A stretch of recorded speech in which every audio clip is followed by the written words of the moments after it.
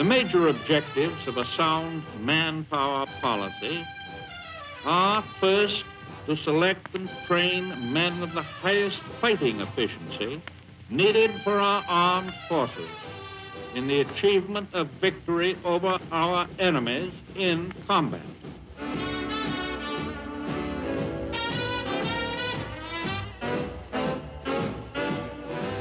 Second, to man our war industries and farms with the workers needed to produce the arms, munitions, and food required by ourselves and by our fighting allies to win this war. It is not that we do not have enough people in this country to do the job. The problem is to have the right numbers of the right people in the right places at the right time.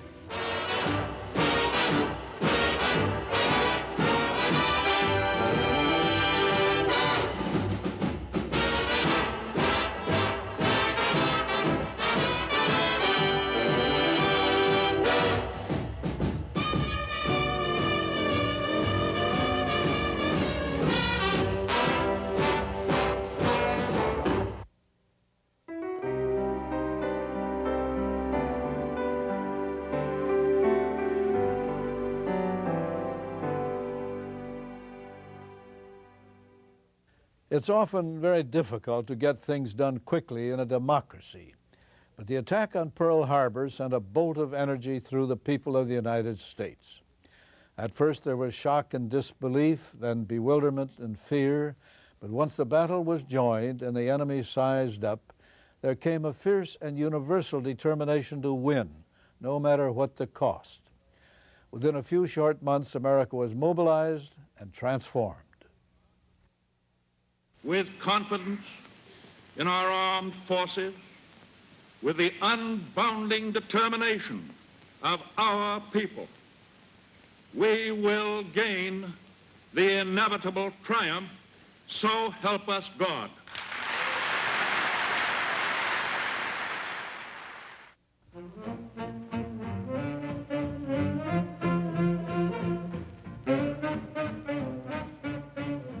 Young men stormed the recruiting offices that Monday morning after Pearl Harbor. That was the mood of the country. In New York City alone, the Navy and Marines processed 1,200 enlistments. Another 1,000 recruits were told to come back the next day. There were not enough doctors available to examine all the young men who wanted to enlist. Suddenly, there were more men willing to serve than the armed forces could put into uniform. At the beginning, men had to wait months to be drafted until new training facilities could be built, until enough old soldiers could be taught how to train the new civilian draftees.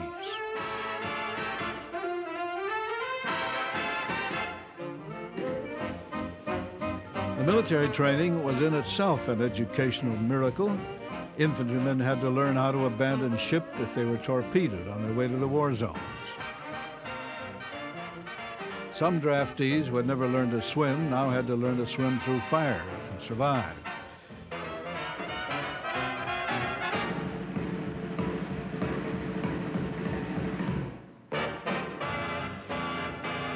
They had to get used to live ammunition overhead, mud and barbed wire.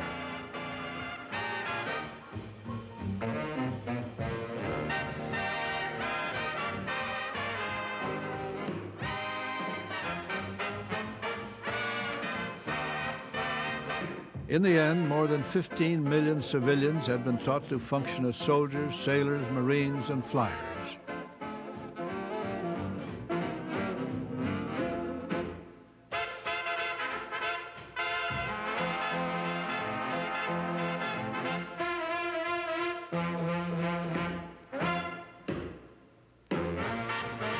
Movie Fan magazine celebrated the Hollywood stars who joined the armed forces.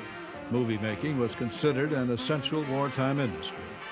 Draft deferments were available, but many stars turned them down and went into the service.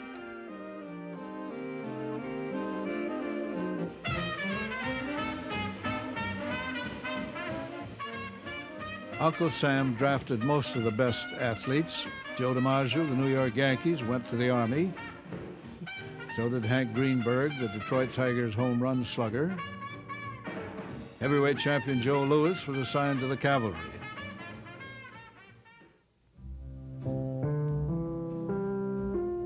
Most of the men who went to war were, of course, not famous at all. The troop trains carried them all away, some never to return, sons and husbands, fathers, sweethearts, friends.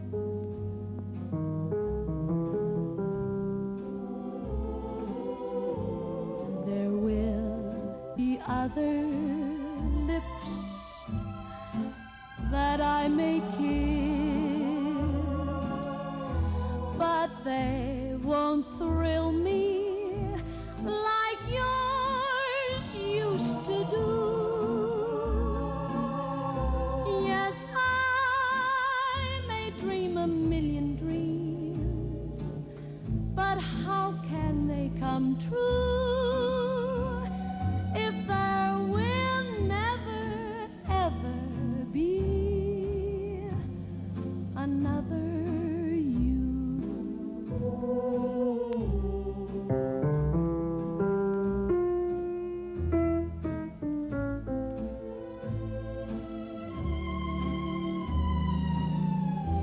There will never be another you.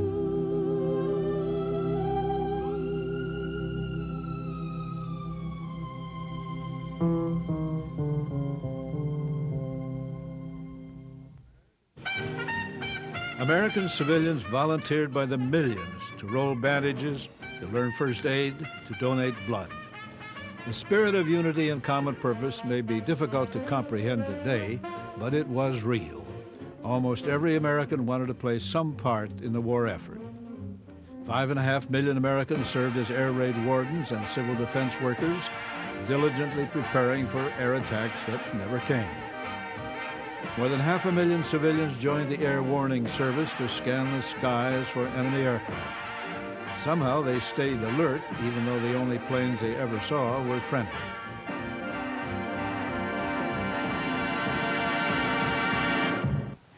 This man, along with thousands of other civilian observers, has been trained by Army officers to recognize types and sizes of planes by their silhouettes, to record the right information, to report it quickly.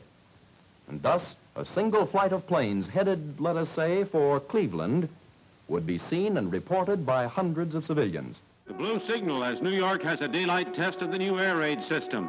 Hostile planes approaching, but normal activity may continue, says the long, steady note. The red signal, everybody into doorways and traffic must halt. So commands the wavering siren tone. Times Square in a graphic tryout of the new signal system for eastern states. The blue signal sounds again. Normal activity may be resumed. So says the long, steady note. It was a kind of a pretty sight with the neons twinkle like little stars in sections like Flatbush and even Staten Island. Well, this here practice is now a memory. We got ourselves a dim on account of the way the ships stand out against our lights. So, come 6 o'clock, Fifth Avenue looks like it was in Hackensack, and I wouldn't have believed it. We did it before, and we can do it again, and we will do it again. We'll knock them over, and then we'll get the guy in back of them. We did it before, we'll do it again. The newsreels, with their taste for the outlandish, liked to show how anti-aircraft batteries could be camouflaged. There were a lot of them along the West Coast, where people feared a Japanese invasion. After Pearl Harbor, nothing seemed impossible or preposterous, not even the barrage balloons that rose above California's beaches.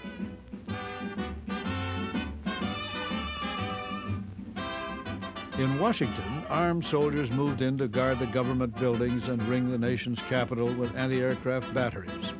That seemed prudent and appropriate. We did it before, and we can do it again, and we will do it again. We'll knock them over, and then we'll get the guy in back of them. We did it before, we'll do it again. I think that perhaps some of you wish that you might have duty that is at least a little more exciting. I wish that I had duty a little nearer the front. And yet somebody has to do this kind of work.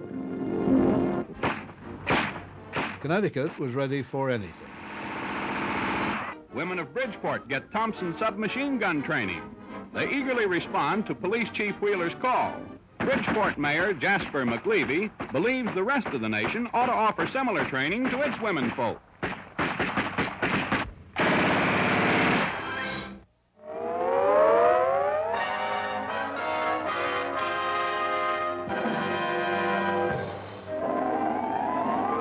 Cold?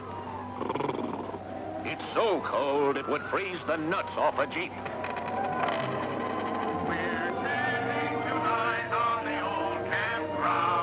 Give us a song to cheer our weary hearts. In this government cartoon for servicemen, a brooding GI learns that the home front is not what he imagines.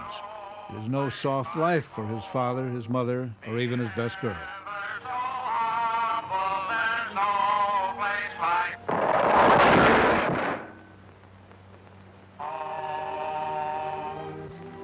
They're loafing, playing, while I freeze up here. I wish I could see them. I'd tell them a thing or two. Technical ferry, first class, at your service. Okay, Snafu. Maybe you got something there. Brass monkeys, but it's cold. Now let's take a look at the lazy-wazy home folks. Suppose we look at your old man first.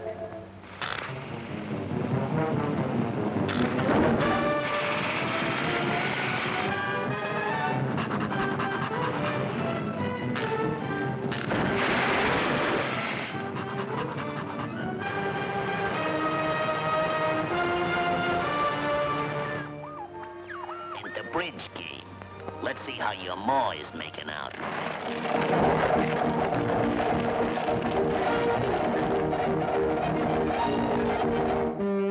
Hi-yo, Silver! Manure! Coming, Mother!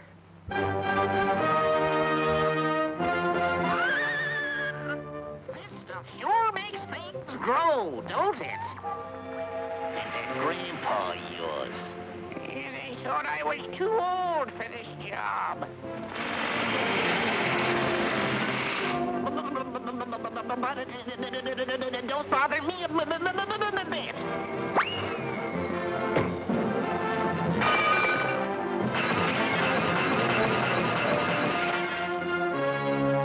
Set them up in the everybody! Sally Lou has joined the wax. We're working like hell in the old hometown. They're working in the old hometown. Working in the old home town.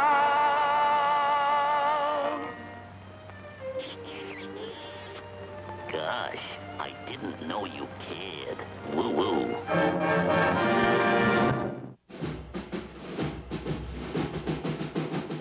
Who could have predicted how quickly and aggressively America would switch from a peacetime to a wartime economy? Certainly not Germany or Japan.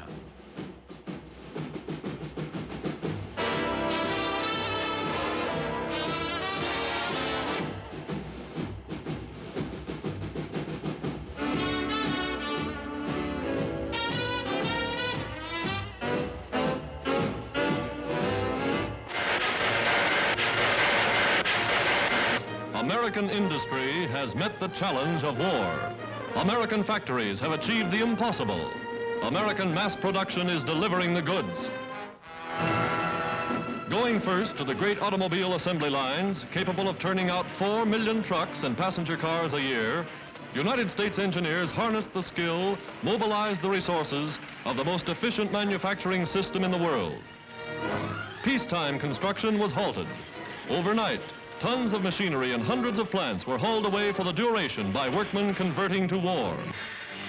Where automobile fenders once were made, aircraft propellers are turned out by the thousands.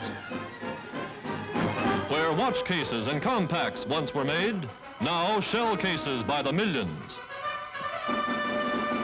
Assembly lines of machine guns moving to war on the same conveyors that only yesterday carried American typewriters.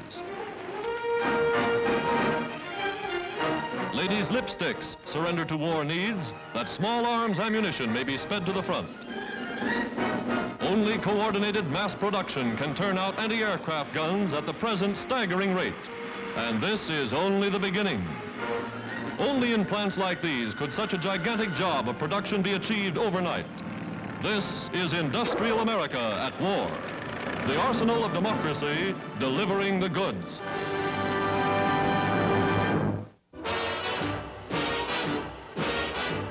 At long last, American workers were in demand. Hungry for work after the lean years of the Depression, 20 million people left their hometowns to find jobs in the new war industries.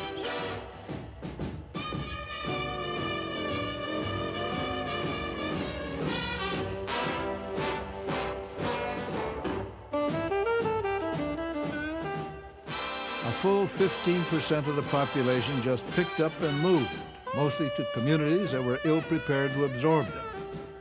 92,000 people moved to Mobile, Alabama, and that increased the population by almost 65%.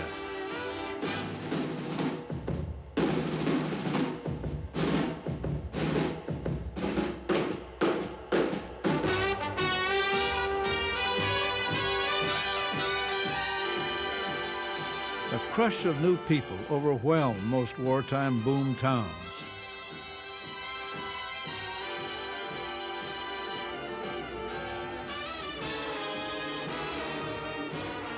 Private homes were turned into rooming houses for the war workers. Vacant commercial buildings and old warehouses served as dormitories. The federal government got into the housing business in a big way, building low-cost homes near the war plants. Prefabricated construction was fast and cheap. Houses could be assembled quickly by unskilled workmen.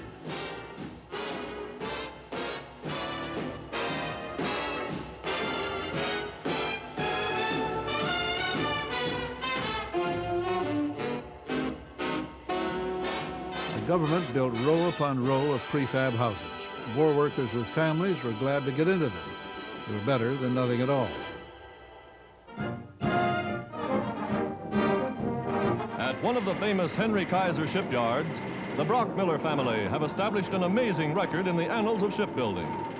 Headed by the father, every one of the family's 15 adults, including the girls, is helping build America's Liberty ships. On payday, each member of the family invests part of his wages in government war bonds.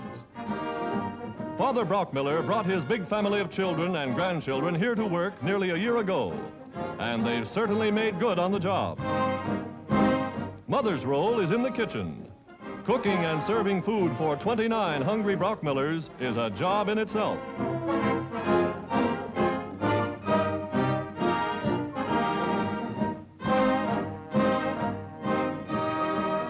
The Brockmillers, a family of patriots, workers on the home front, all helping to win the war.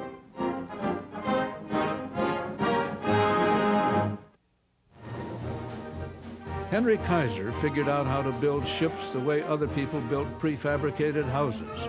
Putting ships together fast made Kaiser a national celebrity and industrial star. President Roosevelt went out of his way to cultivate big businessmen like Kaiser. They knew how to get the job done. Kaiser did not build ships the traditional way, from the keel up. Large sections were built elsewhere, brought to the main yards by truck or barge, and swung into place. His prefabricated cargo ships and small aircraft carriers were assembled in record-breaking time. I can say to you that we are getting ahead of our enemies in the battle of production.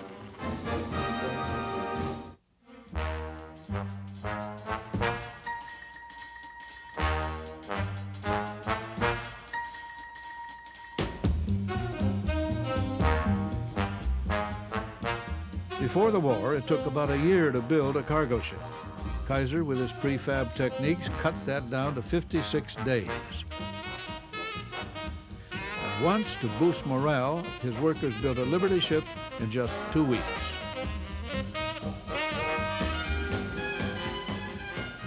A new cargo ship was launched by someone, somewhere in America, every 4 hours. This sort of innovation and production was possible because the government, not the corporations, assumed most of the financial risk. The government agreed to pay whatever it cost to build a ship or plane or tank, plus a fixed fee or guaranteed profit.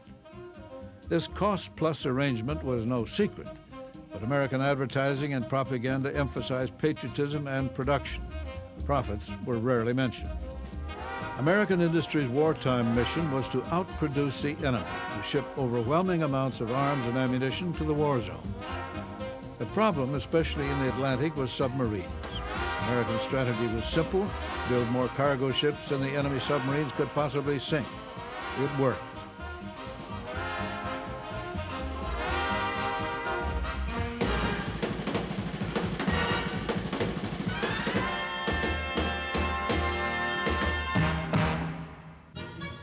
No American city expanded and changed more than Washington. 1 million people worked for the government at the start of the war and almost 4 million at the end. But something more profound was happening, something beyond the expansion of the federal bureaucracy. President Roosevelt had recruited big business executives to manage the war effort and speed up war production. The military brass knew what was needed to win the war. The big industrialists knew how to supply it. The War Department and the Navy Department began dealing directly and decisively with the nation's major corporations.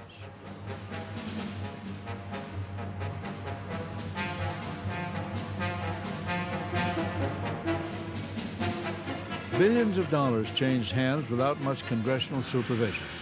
Congress appropriated the money, of course, but it was the president, the military, and the manufacturers who called the shots. At the time, few Americans objected. Close cooperation between industry and the military was seen as a wartime necessity, and besides, the system worked.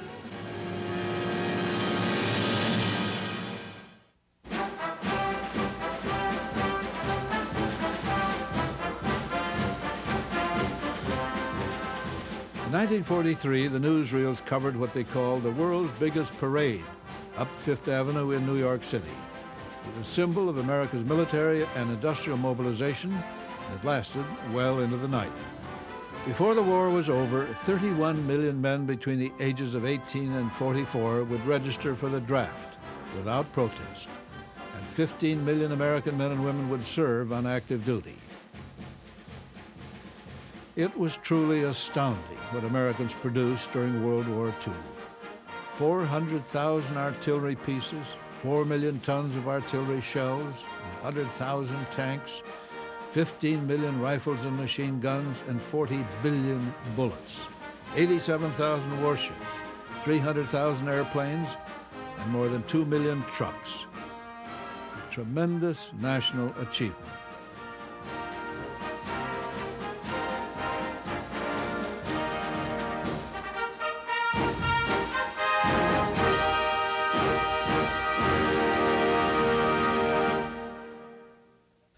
Accomplishment has a price tag. Take the military-industrial complex about which President Eisenhower warned when he left office. It was created quickly out of wartime necessity, and it did its job remarkably well. But when the war was over, it did not fade away like the old soldier in the song. Americans came to realize that their incredibly expensive military-industrial complex had been built to last.